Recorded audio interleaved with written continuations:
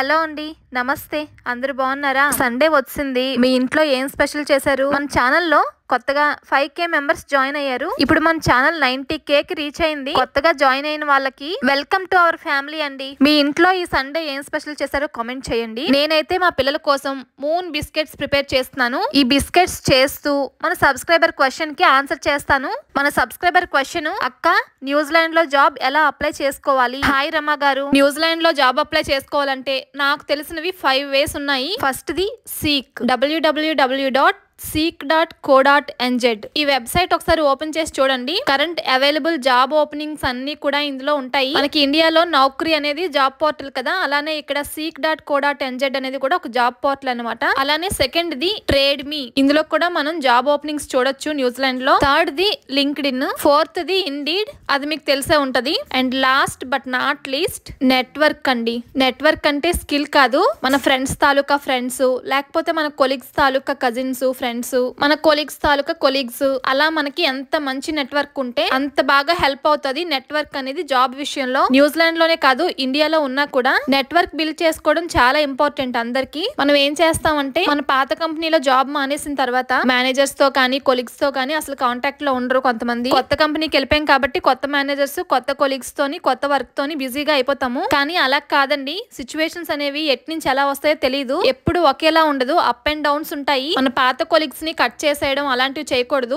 అప్పుడప్పుడు కొంచెం కాంటాక్ట్ లో ఉండాలి. అంటే అస్తమానం ఫోన్లు చేసి డిస్టర్బ్ చేయక్కర్లేదు, కానీ అప్పుడప్పుడు లింక్డ్ఇన్ లో అయినా సరే వాళ్ళ పోస్ట్లకి మనం ఒక కామెంట్ చేయడం గానీ, లేదా వాళ్ళు ఏదైనా సర్టిఫికేషన్ చేస్తే కంగ్రాచులేషన్స్ చెప్పడం గానీ, అలా ఏదో ఒక రకంగా వాళ్ళతో కంప్లీట్ గా కట్ అయిపోకుండా అట్లీస్ట్ లింక్డ్ఇన్ లో అయినా సరే మన నెట్వర్క్ ని కంటిన్యూ చేయాలి, బిల్డ్ చేసుకోవాలి. ఎప్పుడైనా వాళ్ళ కంపెనీలో మంచి పొజిషన్ ఉండి, మంచి ప్యాకేజ్ ఉండి, దానికి మనం కరెక్ట్ గా సెట్ అవుతామని వాళ్ళకి అనిపిస్తే వాళ్ళే మనల్ని రిఫర్ చేస్తారు, మనల్ని అడుగుతారు. మనకి ఇంట్రెస్ట్ ఉంటే అలా కూడా ఆపర్చునిటీ వస్తుంది. అంతా కూడా ప్రొఫెషనల్ గా నెట్వర్క్ ని బిల్డ్ చేసుకోవడం చాలా మంచిది. ఎప్పుడు సిచ్యువేషన్స్ ఎలా ఉంటాయో అస్సలు చెప్పలేము. ప్రెసెంట్ అయితే మార్కెట్ బాగా డౌన్ అయింది. అంతెందుకు, నాకు తెలిసిన వాళ్ళలోనే కొంతమందికి రష్యన్ లో జాబ్ పోయింది. అలా పోయింది అని తెలియగానే మన కరెంట్ కంపెనీలో ఏదైనా వేకెన్సీ ఉంటే మనం వాళ్ళకి కొంచెం హెల్ప్ చేస్తాం కదా, అలానే రేపు మన జాబ్ పోయినా కూడా మనకి ఇంకొకళ్ళు హెల్ప్ చేస్తారు. ఎంత సోది ఎందుకు చెప్తున్నాను అంటే, లైఫ్ లో అప్ అండ్ డౌన్స్ కామన్. కనిపించిన ప్రతి వాళ్ళతో గొడవలు పెట్టుకోకుండా చక్కగా నవ్వుతూ 2 మాటలు మాట్లాడామంటే హెల్దీ రిలేషన్స్ ఉంటాయి. మన ప్రొఫెషనల్ గ్రోత్ కి కూడా బాగా హెల్ప్ అవుతుంది. హెల్ప్ అయినా అవ్వకపోయినా పర్వాలేదు, గొడవలు మాత్రం పెట్టుకోవద్దు. ఇంకా బ్యాక్ టు టాపిక్ వస్తే, రమ గారు న్యూజిలాండ్ లో జాబ్ రావాలంటే మనకి కంపెనీస్ స్పాన్సర్ చేయాలి. ఇప్పుడైతే మార్కెట్ కొంచెం డౌన్ లో ఉంది, స్పాన్సర్ చేయడం అనేది కొంచెం కష్టమే.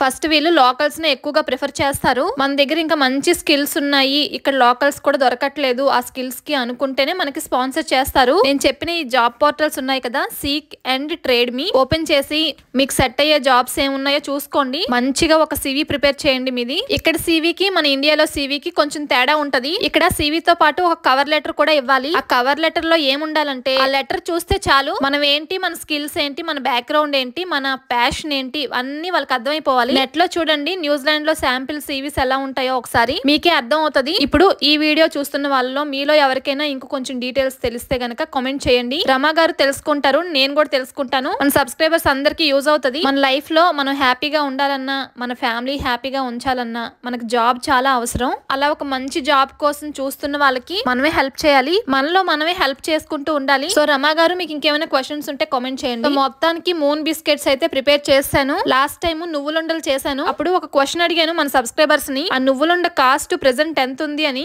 ఒక్కొక్కటి 5 రూపీస్ అంట. కామెంట్ చేసిన వాళ్ళకి థ్యాంక్ యూ. మూన్ బిస్కెట్స్ అయితే పర్ఫెక్ట్ గా వచ్చాయండి. మా పిల్లలకి ఈ వీక్ స్నాక్స్ కోసం ప్రిపేర్ చేశాను. ఈ బిస్కెట్స్ గురించి మీకు చెప్పలేదు, కానీ గోధుమ పిండి, నెయ్యి, బ్రౌన్ షుగర్ ని పౌడర్ చేసి ఈ 3 మిక్స్ చేసి కొంచెం బేకింగ్ పౌడర్ కూడా వేసి ఇలా మూన్ షేప్ లో కట్ చేసి ఓవెన్ లో పెట్టాను. 1/2 అవర్ క్రిస్పీగా పర్ఫెక్ట్ గా వచ్చాయి. నెయ్యి అండ్ గోధుమ పిండే కాబట్టి కొంచెం హెల్దీనే. ఇంకా షుగర్ వేసాను, బ్రౌన్ షుగర్ వేసాను కాబట్టి కొంచెం పర్వాలేదు. మీరు ఎప్పుడైనా ట్రై చేశారా ఈ బిస్కెట్స్? పిల్లల కోసం ఇంకేమైనా హెల్దీ రెసిపీస్ ఉంటే చెప్పండి, నేను కూడా ట్రై చేస్తాను. ఈ వీక్ మా పిల్లలకి ఇవే స్నాక్స్ అన్నమాట. ఈ బిస్కెట్స్ అన్ని చేసేసరికి బయట అయితే లైటింగ్ తగ్గిపోయింది, ఇంకా ఇంట్లో లైట్ లో బిస్కెట్స్ ఈ కలర్ లో కనిపిస్తున్నాయి. మీరు కూడా ట్రై చేయాలనుకుంటే ట్రై చేయండి. దీనికి ఓవెన్ అయ్యే అవసరం లేదు. మనం కేక్ ని ఎలా అయితే బేక్ చేసుకుంటామో, అంటే ఒక బౌల్ లోని ఇసుక వేసుకుని అందులో ఇంకో బౌల్ పెట్టుకుని కేక్ ప్రిపేర్ చేసుకుంటాం కదా, సేమ్ అలానే బిస్కెట్స్ కూడా ప్రిపేర్ చేసుకోవచ్చు. కాకపోతే ఇప్పుడు నాకు ఓవెన్ అవైలబుల్ ఉంది కాబట్టి ఓవెన్ లో పెట్టేశాను. మీరు కూడా ఒకసారి ట్రై చేసి చూడండి, బాగా వస్తాయి.